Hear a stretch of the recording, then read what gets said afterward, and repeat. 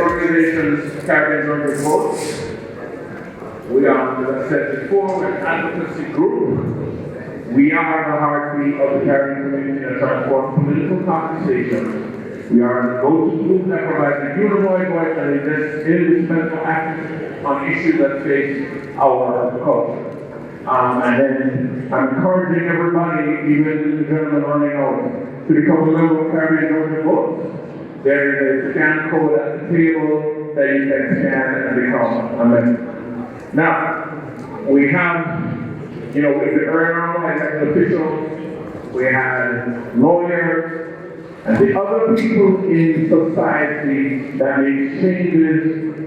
Some people call them activists, some people call them organizers, some people call them rabble-rousers. Either way, I call them heroes.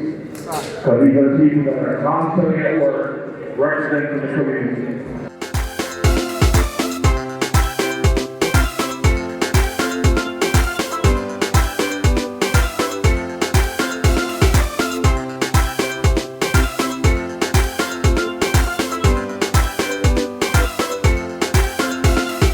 Now, before we start this panel, I do want to share with you the news that an 11-year-old, and I'm not going to say her name, but about 9, an 11-year-old child immigrant killed herself recently because she was bullied by her fellow students, seeing what the argument in the White House is saying about us, taking those comments and taking on her.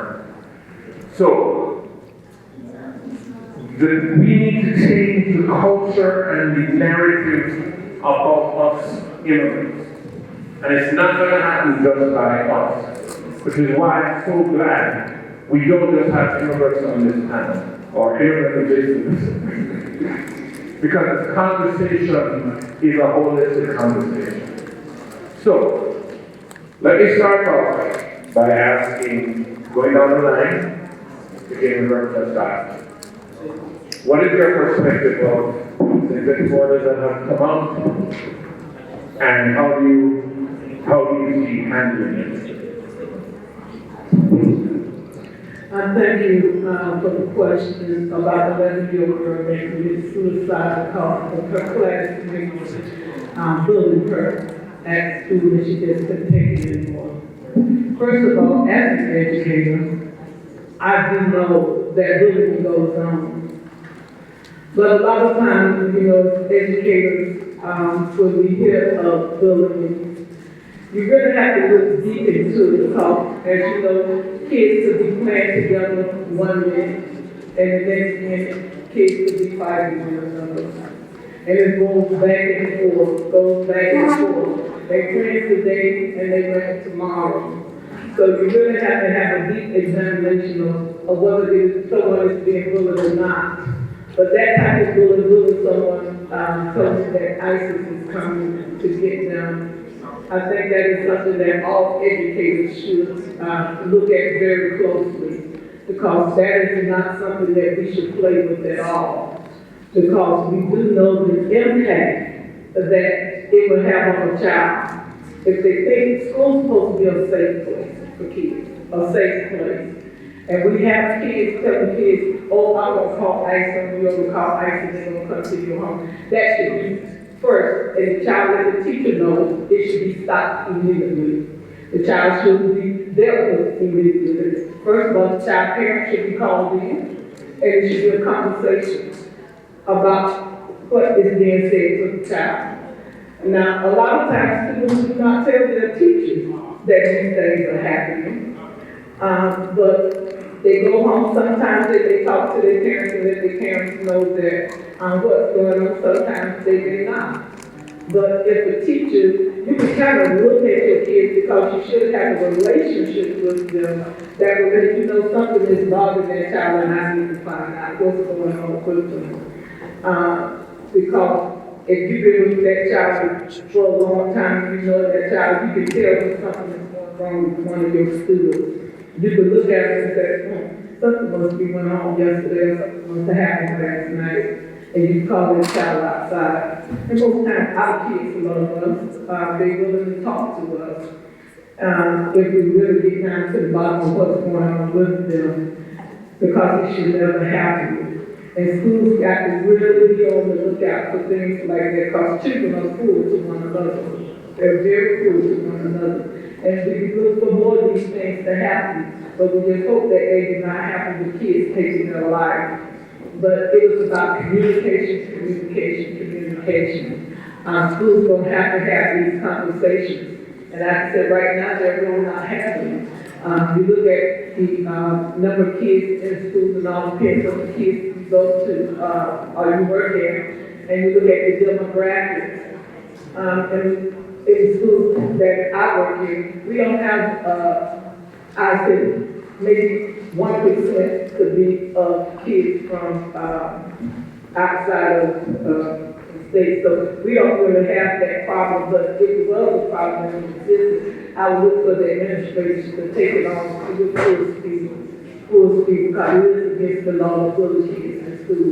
So that is something that communication needs to be dealt with from elementary school all the way up. A lot of times, we told elementary people that we need to start in elementary school because kids are cruel to one another in pre-K. It starts at a very young age and goes up.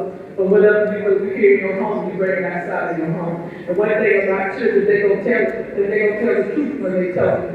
So we all need to be cognizant of it as educators, and we really need to know when it is said to someone, we need to look into it. Not wait till tomorrow, we need to do it at the point in time.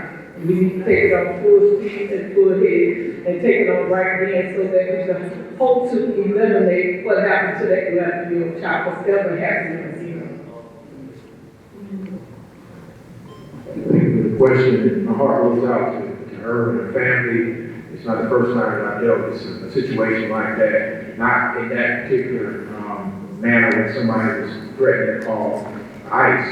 But having dealt with the Janine Herrera case, I know that bullying is a real and serious issue. But I think we need to get to the heart of the underlying issue, and that's the growth of hate in this country and the otherization of people that immigrated to this country. As a sixth-generation Georgian, somebody who was brought to this country, our ancestors brought to this country not by our own choice. We recognize what's happening right now in this country. And as the president of the Georgia State Conference, we want all Americans and those who want to become Americans to understand that we will make civil rights and the protection of all rights our foremost priority. And so we will not allow the otherization.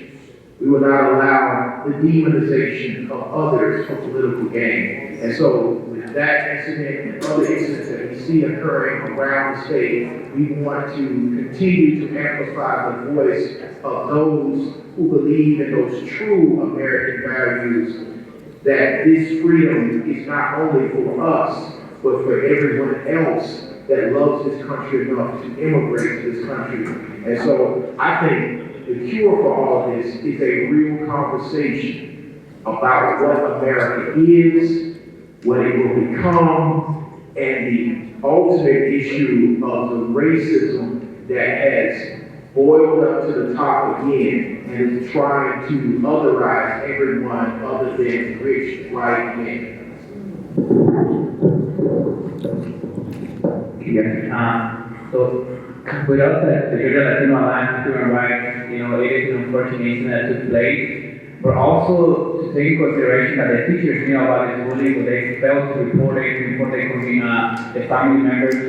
So it kind of shows you how this hate rhetoric is not only being brought up within our own kids, but also professors and teachers who are supposed to protect you, that didn't be involved by without making any type of report to the school. So there's a lot of things that are going on that put our communities and our youth in a state of mind that they don't belong here, that their family members are constantly being criminalized. There have been a study done by a student Emily, a student young group from the organization and from their familia, that really conducted how immigrant legislation impact not only their mental well-being, but also how they feel about being a U.S. citizen and how they can contribute to society. They feel like they are second-class citizens, and that's a U.S. child that are here, and they feel always feel that the community members face, but it's something that we also, even with our young kids, everything that we're facing, it's also important to take it into consideration, to have those conversations, making sure that they feel empowered, that they feel empowered that, who they are, their roots, that they are powerful human beings, that they are the descendants of, emperors, kings, and that they need to also continue and represent themselves of who they are, so something that we have to learn. We are empowering, but also for our young kids to continue organize their schools, report those great teachers. It's time for our youth to also continue taking power and really, not only educate themselves, but pay back the power that we love to the youth. We are so fortunate that we have students, we have students into them. Glad we have many youth that we work with, and this is an issue that for many of them really hit home. We are trying to empower our youth so that they have the tools to fight everything that's going on at this moment. Thank you. So I'm both angry and I'm sad at the fact that a student had to take their life, a 12-year-old, because they were not protected.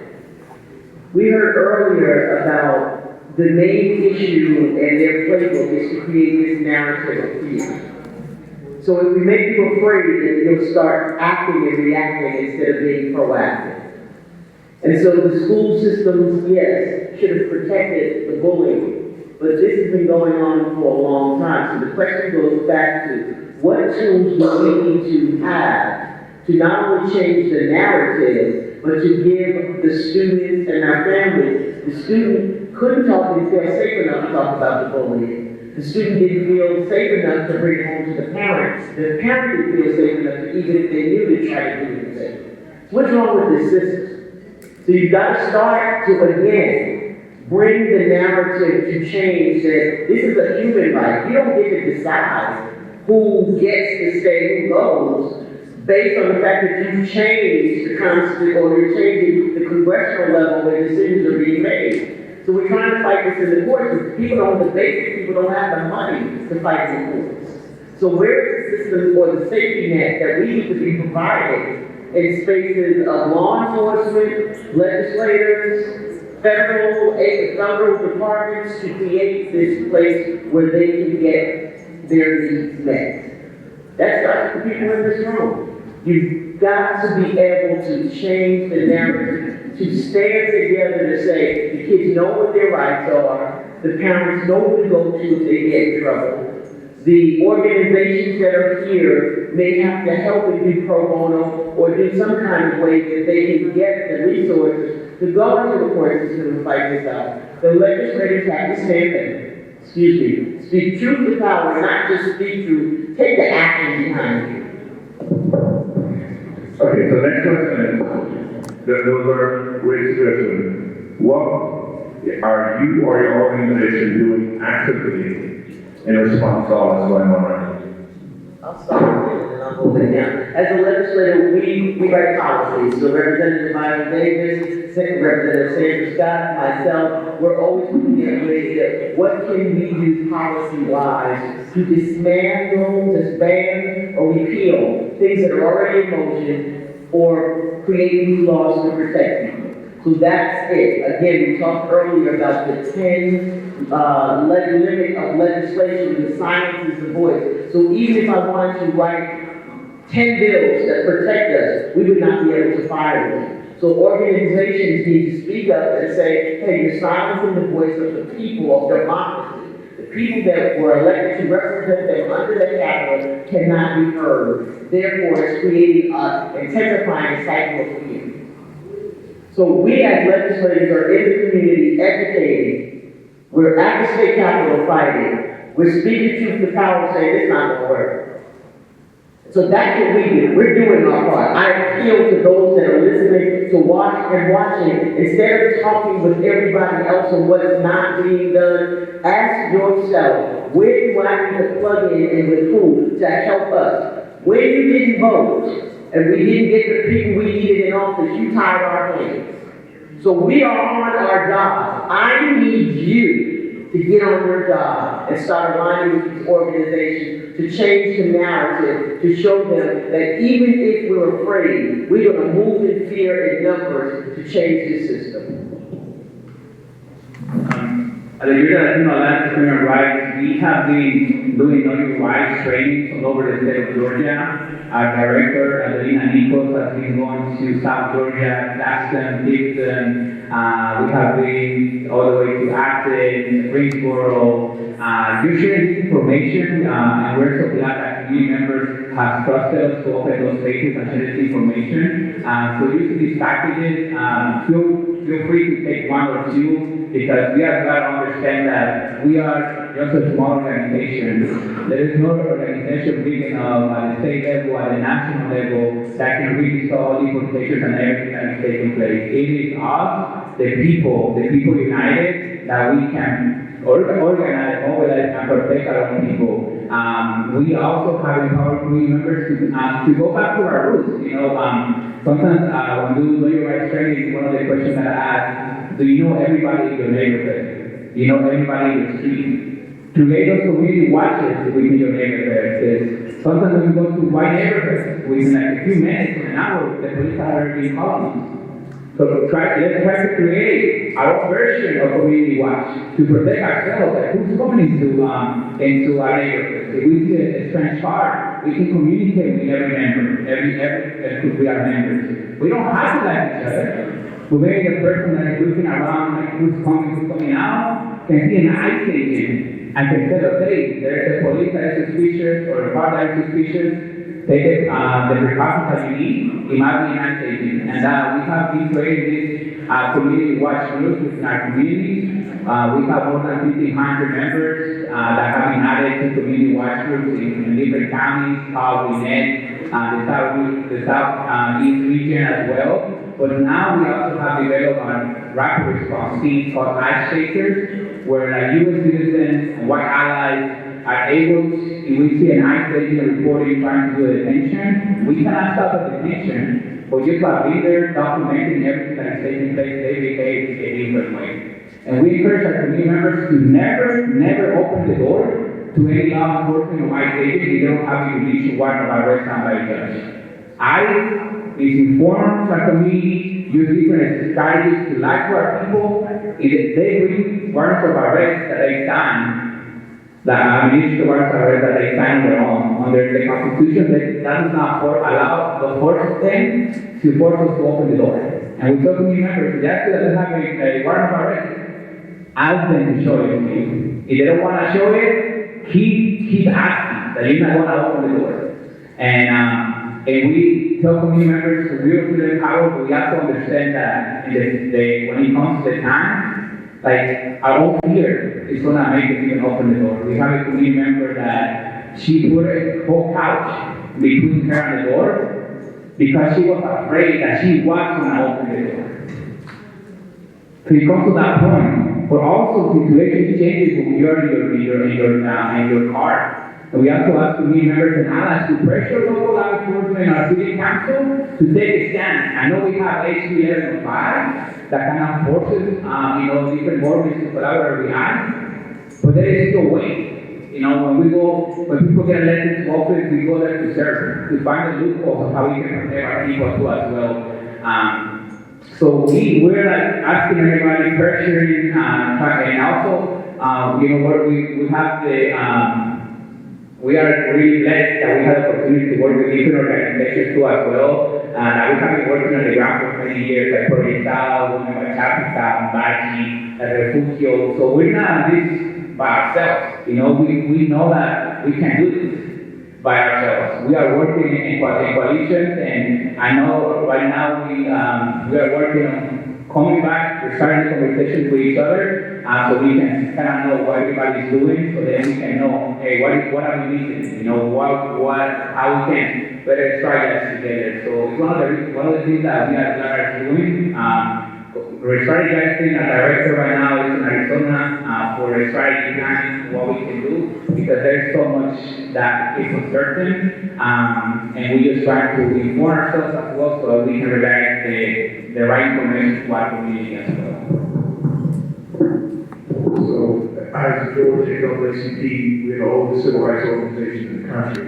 And so what we currently have been doing is partnering with organizations that do this work on the ground. We've been with law for years, Project South and others. When the first wave of this attack, the first administration happened. And so we are continuing to partner and build power. We are also registering more voters to get prepared for the midterms and the municipal races that are coming up at the end of this calendar year, and of course next year the municipal races. But most importantly, we filed lawsuits. We are fighting them in the courtroom on all of the attacks on civil rights. Whether that's the issues that are happening with mass deportation, the issues that are happening with the attacks on history, the attacks on facts. And so we are resolutely pushing forward with that. And so with the 100 units that we have in the state of Georgia, we just had our legislative day at the Capitol the week before last, and we are going to continue to partner with elected officials to push policy. But I think ultimately what we're doing is getting people ready to get some good and necessary trouble. Because the only thing this administration understands is power. And the power is in the people. And so we have to continue to remind people to come to community groups as we continue to engage with the clergy, we continue to engage with civil rights and social justice organizations. We're going to have a campaign in the streets. Because the only way that we're going to raise awareness for the millions of Americans who are sitting by and shell-shocked is that they have the power. They have the power to stop ICE. They have the power to stop the attacks that happen with federal workers. They have the power to stop the gutting of the Department of Justice. They have the power to tell an individual we don't have kings in this country. We have people that are elected to represent the people. And so I think with the NAACP, our main focus is to remind people who we are, where our rights come from, and that we don't take our rights without a fight.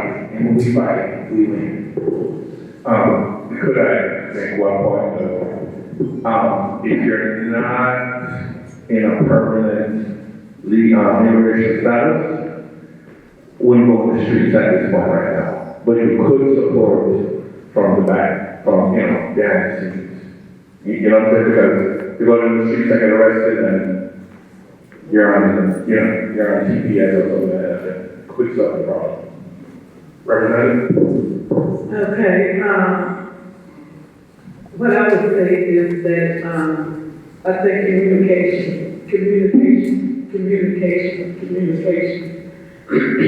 is what we must do. We must try to communicate to the people on every hand. And as you said, the people that do not have immigration status, people that are afraid, hopefully some of the family members that do have it will be able to come out and join us in this fight and to help the people that are in their homes get the citizenship, get the green card that they need so that they won't be deported.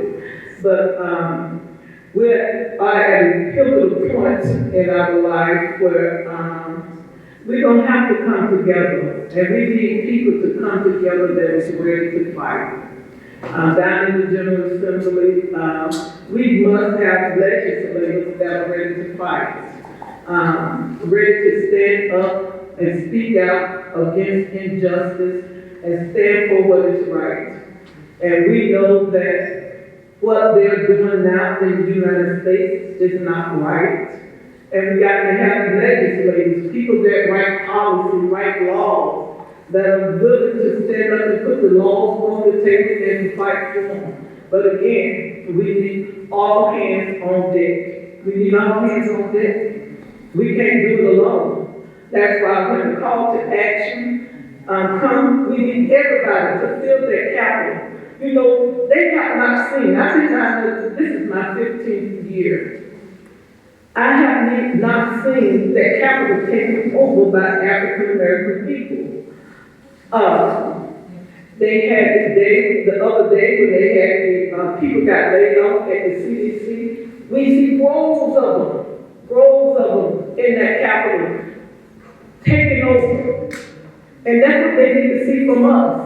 We can put the bills on the table. We can have the bills put on the table, but we need for our people to come out and testify against bills or for the bills.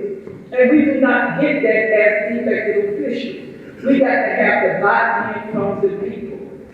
The buy-in from the people. We don't need at some point to take over, let them know we're not going along with this bill that you have, that tort reform is one. We need our people out in roads to say, we're not going to put up with that. Because when they don't see us, you know what they say? Oh, they don't care. We going to do what we want to do. They don't even care about themselves. They don't even come out and testify. They don't even come out so we can hear what they want to say or what they have to say. And we're going to go ahead and do what we're going to do. This is a joint effort. We need all hands on deck. It's time for us to say, hey, I'm not going to work today. I need to go to the Capitol. It is time for us to take off when we need for people to take off and come. We don't know it may be, we may get to notice that morning that we're going to have to meet it.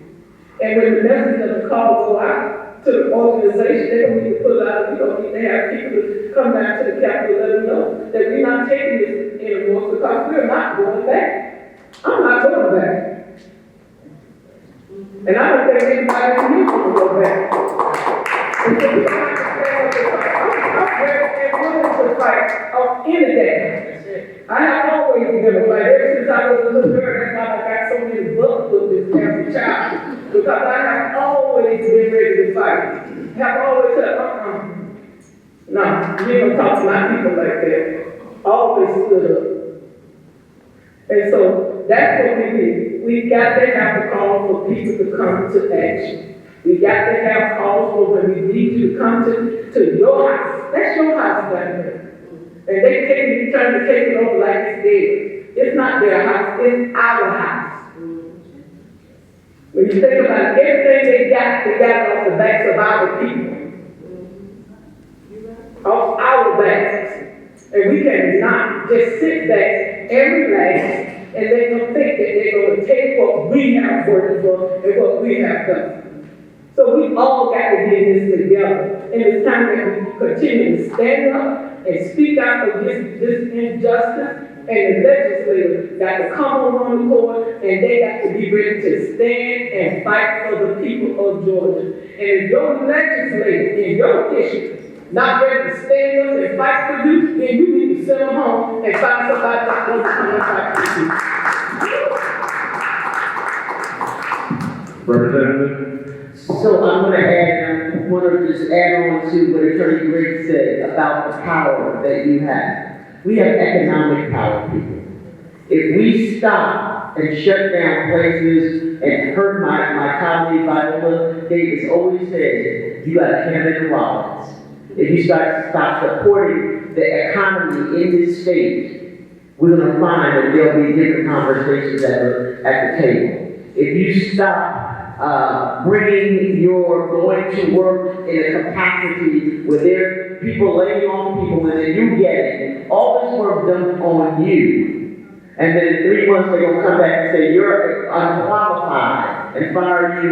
You got to have to start working with these organizations now that are talking about workplace justice. And we're going to have to strategize and execute on how do we take these workplaces back. So you've got the power. It's now working, and Attorney Griggs, I also look at you and say, what is the NAACP doing to empower the people so they know, you said we have the power, but most people don't know how to activate that power. Attorney Griggs? So, I just left the meeting, the County general membership meeting, and I went to Atlanta's Black History Month meeting, and the message is continue the same. We are educating people in real time what it's going to take to move the pain into power, into purpose. So we are training them every single day. But I think that what's incumbent upon what the association has to do is to be the champion that the association has always been. And that's why we stood outside with Plaza Fiesta with the biggest protest I've seen in a long time to push back against these deportations. And, you know, our brothers and sisters, from the Latino community, Spanish community, and of course, our Caribbean brothers and sisters are on the front lines, and we are standing shoulder to shoulder with them. And I would agree, the ones that can protest, they need to protest. Because here's the thing, they are coming for each and every one of us. We can't afford to be quiet. You know, the orange man in Washington is not discriminating upon who he's passing out the pain to. And so, what I think that we need to do, especially as an association, one of the things we did last Saturday is we have a Black Consumer Advisory. We are highlighting the corporations who have not reversed on DEI and telling African Americans and people of color $1.7 trillion worth of buying power being removed from one group of people and put to another group of people that are supporting diversity, equity, inclusion, who are supporting the fact that human rights are civil rights. That is one way that even for the people who can't protest can send a message economically. And again, it's not a boycott, it's a buying. And so what we need to do is make our money speak for our people and our values. It seems to be this great belief up in Washington that Black and brown people don't push forward this country economically. Well, I think we need to show them better than we can tell them. You know, this is our Montgomery moment. And for those that don't know what the Montgomery moment means, I mean, Black people stopped riding the bus for 381 days. Maybe it's time for us to redirect our spending to organizations that will support these initiatives, and everybody else is to feel the pain that we're feeling in our community. So that's one of the things that we're doing, just to add a few. And by the way, at this point, Target, which is one of the companies that came to the orange guy in Washington as he started and said, Target, and we have made a stand against Target, and they've lost $15.7 billion in market share, 22%. Ladies and gentlemen, that's one. Now imagine if you did that consistently and you turn all that money towards organizations that are of us and supportive. I'm going to repeat, of us and supportive. Okay, Giovanni, you use a term that's not normally used when, well, it's used among activists like you, and it's very great, but it's a community that will only term human rights when we're talking about immigrant rights. Do me a favor, expand on that for the audience. Where are you coming from when you say that? Yeah, so one of the big things that we have advised that we want to empower our communities to fight for the civil and human rights when it comes to like for them to recognize and respect who we are. You know, we don't want you just to see us as economic value, but also as human beings that have families that are impacted, but at the same time to also recognize that we are here and that we exist. I think for many years, they have always looked and the conversation has always been how much immigrants contribute to the economy. But it's not just economically that we contribute to the economy, we contribute to the culture, we contribute to the diversity, to the different knowledges and expertise that are in different cities and different states. So we, for human rights, we are also fighting to as well as make sure that even open cities, you know, are not denied. We have, and last year in Union City, they were denying members of our community to open their utility accounts. They didn't have a social security number. We sent a letter, community members pressure, they changed their policy, right? So for them to recognize us that we're not just people that contribute to the economy, but we are human beings and we deserve the dignity and respect that we deserve as a community, and that is there we have the right to live, the right to freedom, the right to speech, and kind of like empowering communities in that sense. But it's not.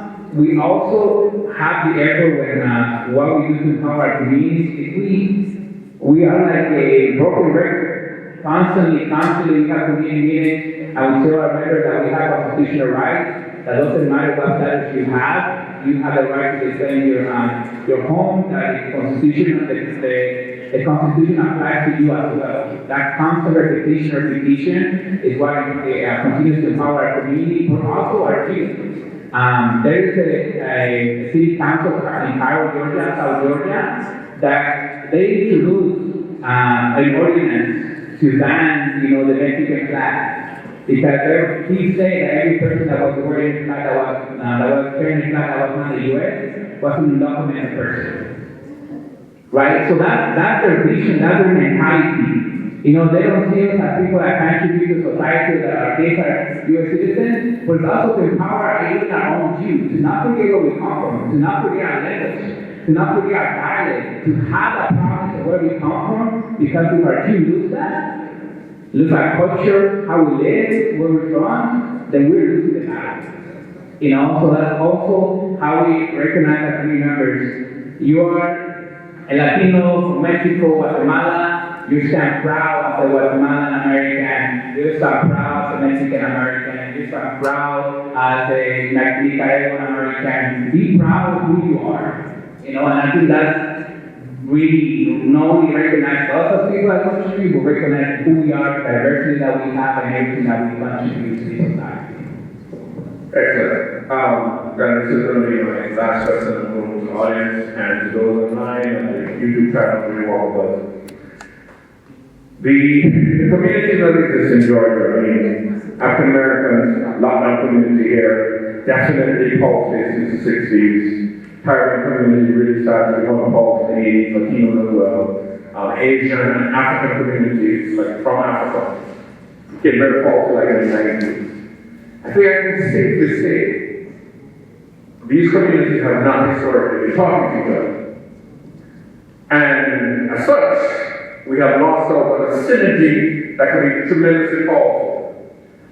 In this time, we have no choice but to come together, as like the term is saying, it's come from all of us. So here's the question. From all of you out there, or one of you know, how do we get to a stage where we are actually truly supporting each other and working together? So, yesterday, one of the greatest civil rights leaders would have turned 85 years old, John Lewis. And John always said that we have to recognize that we are all a part of a global house.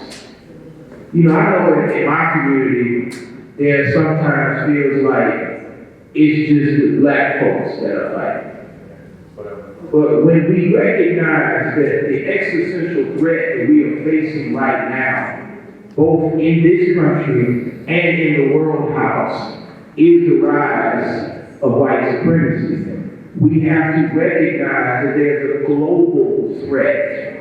And so I think once we realize that and stop being in our silos to say, oh, well, this just happened over here, or this just happened over there, and recognize that there's an existential threat to everyone, I think we can all work together.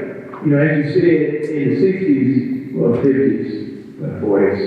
Okay, since we got here, Black Americans have been under constant attack. So we know how to adjust in the attack. But we also understand that when they aren't attacking us, they're generally attacking somebody else. We have to recognize it's in our best interest to protect the other that they are attacking because they are going to attack us. And so I think we can all learn from them. The best advice I ever got, I'll never forget this. I was 18 years old, and it was the first time I left this country. And so I flew from Hartsfield, Jackson, and touched down in Nassau. And when I got off the plane, strangely I felt home for some reason. And so fast forward to about 4 years later, I was sitting in that same home in Nassau, my best friend from the Bahamas, and his father cut on the TV and was watching CNN. And then he said to me, he said, Gerald, have y'all not figured it out over there in America yet? I said, what do you mean? He said, The entire world is watching y'all to figure out that y'all recognize that the movement in the 60s affected the entire world. So now, let's have another movement like the 60s where we can affect the entire world. That's where we are right now. So when our brothers and sisters from all over the world are recognizing that there is a consequential threat coming from the White House, focused on everybody else that they view as not American, well then the original Americans, you know, the ones that were brought over from chains, the ones who were indigenous to the land, you know, the ones who lived in Mexico, when Mexico went from Canada all the way down to Central America. You know, we need to have a conversation that no one's illegal on stolen land with stolen people, and we need to get real loud. So I think once we recognize what John was saying, that we're all in a global house, and what happens in the house affects everybody, now we stop closing the door to everybody else that's in the global house, and we send a message to the folks who want to make the global house only one color, that we're not going to have that happen. Anybody else have that? Yeah, so for us, and as immigrants, when we come to the United States, it's really important to learn the history, of this country, because maybe right now everything that is being taught in the school system, it doesn't show, the true history of the United States. So it's even to empower youth to for them to recognize that we can be working with different communities. The Brown Berets, the Young Lords, they learn everything from the Black Panthers. So we are community members have been working together, sharing knowledge, even all the work that we do, all the strike that we do is based in the civil rights movement, talking to our people, making sure that we develop those connections. So in reality, we have been working with each other, but through history, they have erased how we have worked with each other. And I think to this moment, we have to fully bring all that energy back, or even expand, all that work that we did together, and really recognize who we are and understand that an attack to anybody of us is an attack to our own as well. So we have in La case, the local yo, where we come to remember that any harm that you commit against another person is a harm that you are committing towards yourself as well. To recognize that another person with your community, if they're being impacted, you are also being impacted. So to understand that we're not just by the sense of how sacrifice by different groups, we are a community that is impacting many issues, but at the same time, when it comes to the colonization of our bodies, they criminalize I would like to say minority because we are the majority altogether, but they constantly criminalize us. They're constantly taking our rights away. Many of our youth are being criminalized too as well. So we need to recognize too as well that, when we look at even legislation that are protecting our kids, sometimes those legislations are being brought up to take away the power of our youth. Our power of our youth that are learning to work with each other, that are recognizing that we cannot do this for ourselves, and we're not working together as a unit. And even as the elders and the younger people, it's like to understand that we cannot do this alone. As I mentioned earlier before, we cannot do this just as Latinos together or separated by different communities. It has to be all of us. And something that I always learned from the Mexican president is it's all of us or none of us. It don't matter any legislation. I'm not always gonna benefit certain people. I want all my people to be benefited by this legislation, not just a few. Because once we compromise a certain percentage of our community, we're compromising who we are and what we stand for. So no compromising is all of us or none of us. So it's something that we are trying to. You so it's all of us or none of us. I love that. All right, anybody in the audience, anybody online have any questions for Yes, because somebody put an Indian man said, you don't want to do much talk with that. it is a black belt. When I heard that, you know, he started telling me something called coursework, or whatever, this to them. So what's saying about target? I hear you, and I think that's been the message for a long time.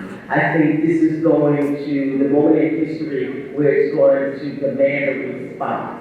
So when we start doing that, I think there'll be a birth and a rebirthing of things that we didn't thought that would come together and emerge out of the space, businesses, industrial. We're in a new age, technology. You know, again, I go back when, and I agree with it, when one heard the offer, I agree with what the attorney said, that if you start at the White House, but it's coming to your house. Just don't open the door when you get in. Well, we do have the Martin Luther King spirit. I think what happens is we keep looking for Martin Luther King, but the rebirthing of the spirit is being shown and executed in different ways. They forced our hand now to have to respond. You know, we were complacent, we were doing the leadership, but we've been on this battlefield for a while, asking for people to join. Now, people realize they don't have a choice because it did knock on their door, and they're kicking it in. I wanted to make 2 points when we talked about history and how they're trying to erase our history. The three of us, and we know it's, you know, again, for this month of Black History, but every day we wear clothing that reflects our history because they try to erase it. So if they're taking the flag away from the kids, then they need to be dressing in the colors of their flag. There are 99 ways to get things done. In this space, we're going to be innovative and creative on how to move the system. I'm going to say this so that you have another action. So on Monday, the 24th of February, this coming Monday, we will be hosting a press conference at the Capitol at 12 noon, and it's centered on the rights of protecting warehouse workers. We know that people that are working in warehouses are working in some substandard work conditions.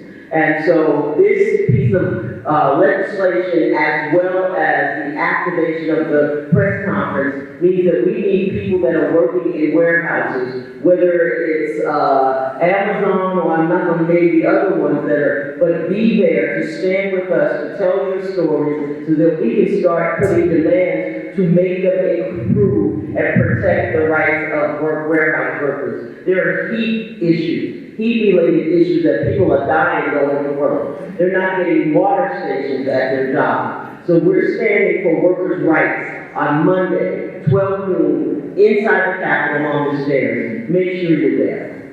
So I want to follow up on what you said about having that Dr. King type of mentality. We have to recognize we're in Georgia, the birthplace of Dr. King. But we also have to recognize the leaders that came before Dr. King. You keep talking about we need to come together and build infrastructure. We did that.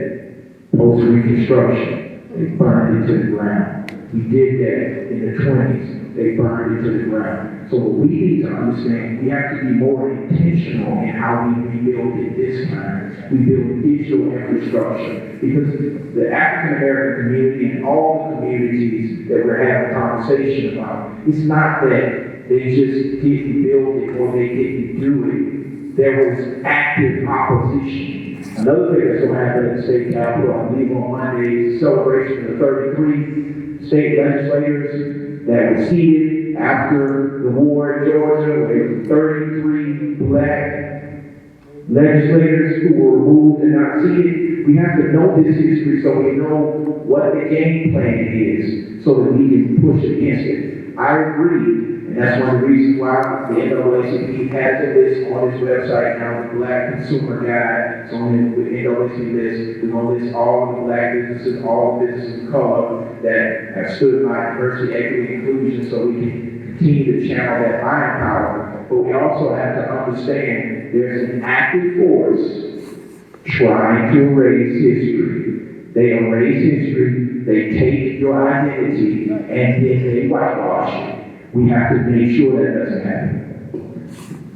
All right. Well, I'm going to have to wrap things up here, but before I go, Representative, make sure we get information on the press conference. And then you have the people who work in warehouses, so we can definitely get a little to them. That being said, the point that you are making about an independent,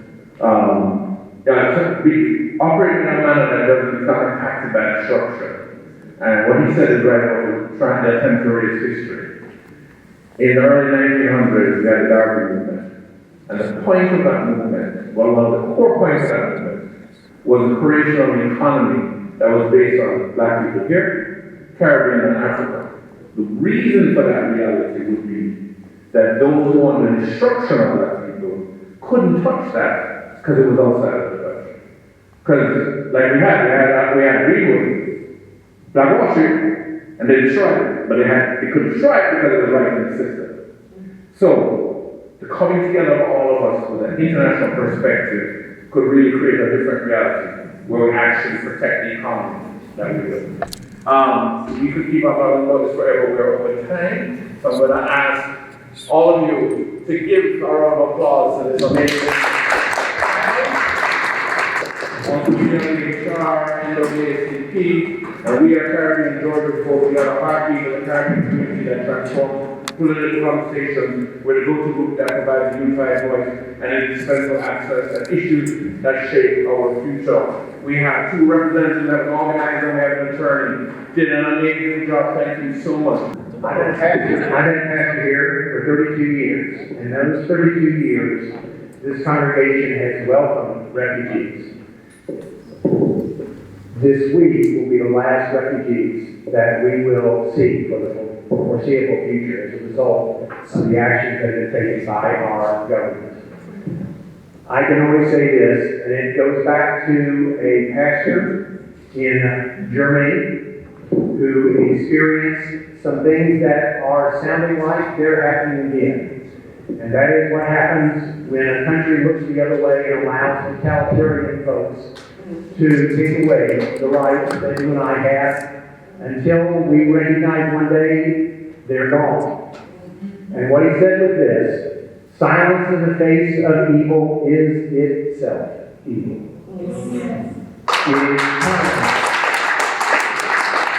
It is time, O Lord, for your people to speak up and to speak out and to speak against the injustice that is taking place in our country this day.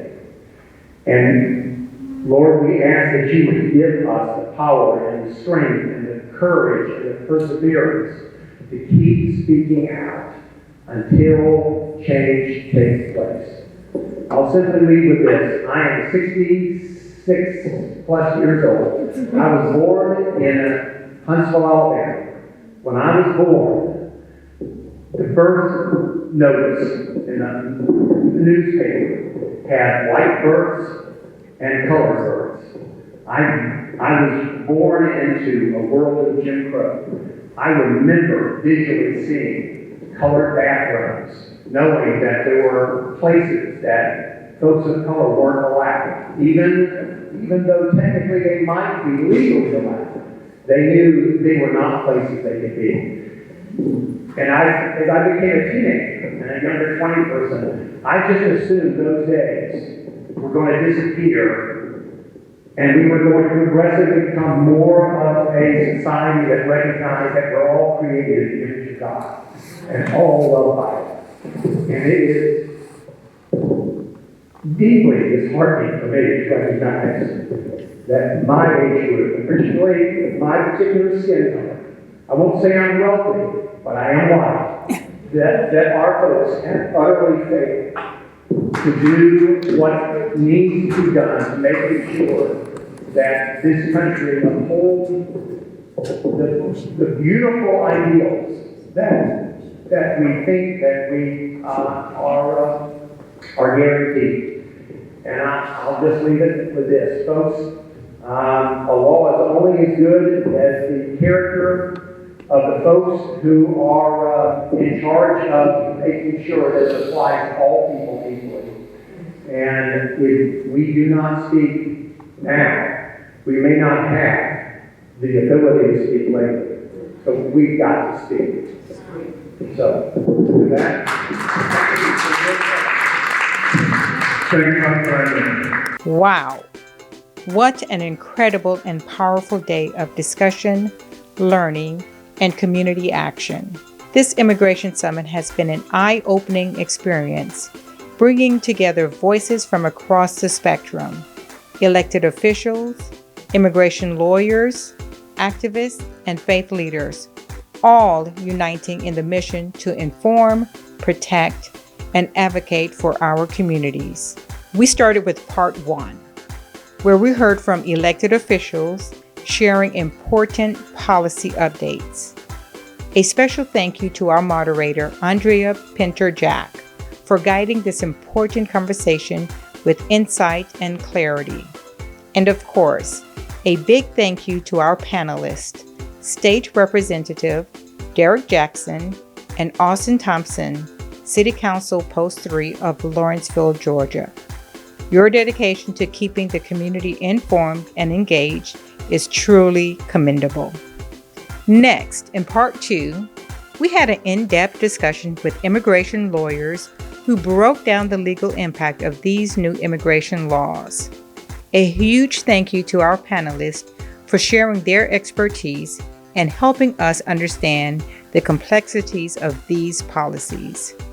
Attorney Patrice Casey Sadie, Attorney Bernadine Lane, Attorney Jameen L. Christian, Attorney Marsha W. McNeil, and Attorney Skeeter Joe Francois. Your knowledge and guidance are invaluable to those navigating these challenging times. And finally, in part 3, we heard from activists and faith leaders who reminded us why advocacy and faith are so crucial in the fight for immigrant rights.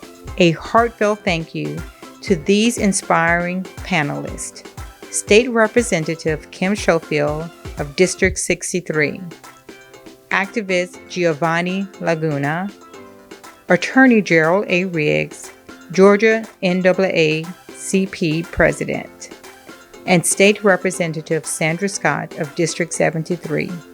Your passion and commitment to justice give hope and strength to so many. Now, we cannot close without acknowledging the incredible organizers who made this event possible.